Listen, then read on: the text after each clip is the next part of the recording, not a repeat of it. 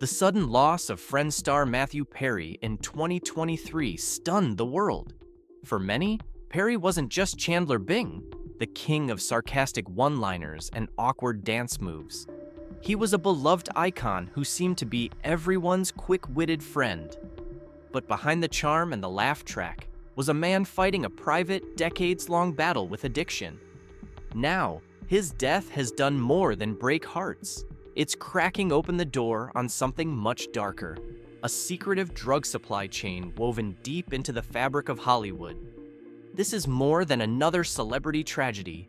It's a peek into an underbelly most of us only imagine when we picture late-night after parties, whispered phone calls, and mysterious assistants who always seem to know a guy who knows a guy. And the revelations are enough to make you rethink what really fuels the Hollywood dream machine. Fame, pressure, and a deadly pipeline. Hollywood is a city built on stories. But behind the glitz, some narratives are brutally real. Success in the entertainment industry can feel like living under a microscope, with relentless pressure to perform, stay relevant, and maintain the illusion of perfection. For some, drugs become a way to cope with anxiety, pain, and the 24/7 scrutiny of fame. Matthew Perry was open about his struggles. In interviews and in his memoir Friends, Lovers, and the Big Terrible Thing, he wrote candidly about his battles with opioids, alcohol, and later ketamine. His honesty won admiration, but it also revealed how easy it was, even for someone who wanted to stay sober, to find powerful drugs in Hollywood. What's emerging now is how systemic that access really is. According to reports and court documents, there's a whole network dedicated to ensuring the rich and famous never run out of their substances of choice. It's not just shady dealers in dark alleys. It's an organized chain involving assistants, managers, and suppliers who operate quietly behind the red carpet. The alleged middle players. Two names have surfaced in connection with the investigation into Perry's death: Jasveen Sangha and Kenneth Iwamasa. These individuals aren't drug kingpins in the traditional sense. Instead, they allegedly served as middle players, people who could discreetly connect high-profile clients with dangerous substances. Think of it like Uber Eats, but instead of tacos, the delivery menu includes controlled substances. Wealthy clients don't need to risk shady street deals when their entourage can make it happen. These helpers often justify it as keeping their boss calm or handling what the star needs to function. But make no mistake, enabling addiction, even passively, can be deadly. This is a key takeaway from the Perry case. Addiction isn't always fueled by reckless partiers. Sometimes it's quietly maintained by trusted insiders who see themselves as problem solvers, not pushers. In Hollywood, where loyalty can mean everything, calling out a star's destructive behavior may seem like career suicide. So people stay silent, or worse, help facilitate it. Glamour meets dependency. If we're being honest, Hollywood has glamorized drug use for decades. From the rock and roll era to modern-day house parties in the hills, substance abuse is often framed as edgy or artistic. But behind that glam lies a much less Instagrammable reality: addiction, rehab stints, relapses, and sometimes tragic endings. Part of the problem is cultural. Fame is isolating. Imagine millions knowing your face but not your soul. Add the pressure to stay thin, stay young, stay relevant, and you've got a cocktail of insecurity and stress that makes numbing agents appealing. When drugs are framed as performance enhancers or coping tools, it's easy for stars to slip into dependency before anyone notices. And let's face it, Hollywood's unofficial motto could be image first, reality later. An actor's meltdown might make gossip headlines, but there's rarely a long-term safety net. Studios protect their investments. Publicists spin damage control. But support systems for real recovery?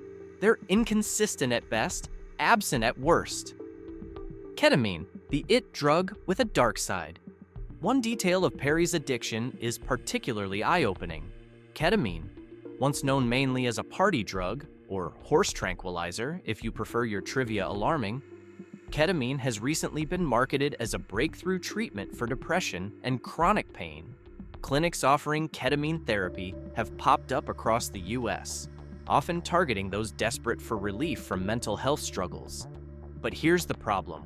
Like many substances, ketamine is easily abused, especially when taken outside medical supervision. For someone already struggling with addiction, access to ketamine, therapeutic or not, can become dangerous quickly.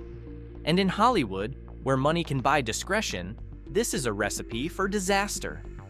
Perry's death underscores a sobering truth. Even when a drug is legal and medically useful, misuse can be fatal. The same infrastructure that helps stars get Botox at midnight also seems to make controlled substances readily available. No awkward pharmacy visits required. A tale of two Hollywoods. The story of Perry's death illustrates the divide between two Hollywoods. One is the glossy version we see on magazine covers, premieres, luxury, laughter. The other is quiet, hidden, and painfully human. A world where addiction festers behind closed doors, where enablers thrive, and where accountability is murky.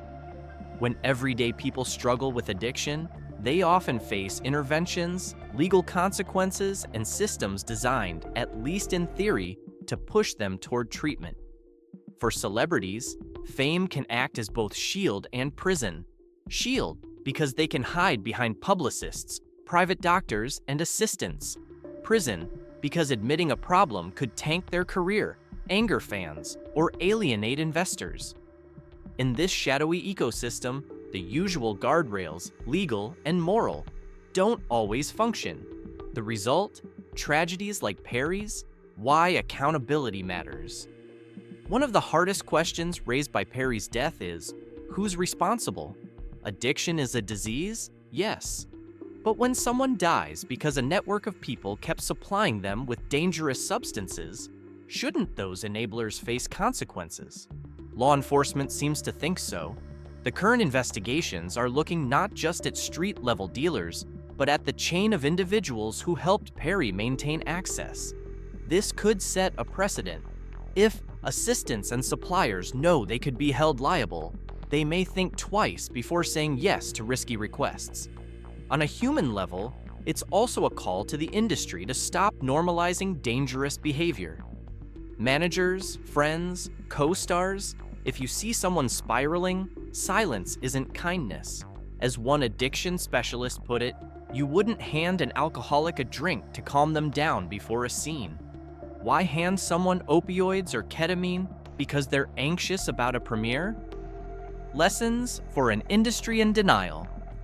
Hollywood has long focused on fixing its image rather than addressing addiction itself, turning rehab into PR and applauding sobriety until relapse triggers cruel backlash. Matthew Perry's story should be a wake-up call. Support for struggling stars must be genuine and sustained, with real therapy, medical care, community backing, and strong privacy protections instead of token luxury treatments. Accountability must extend to agents, assistants, and managers who enable harmful patterns out of fear for their jobs.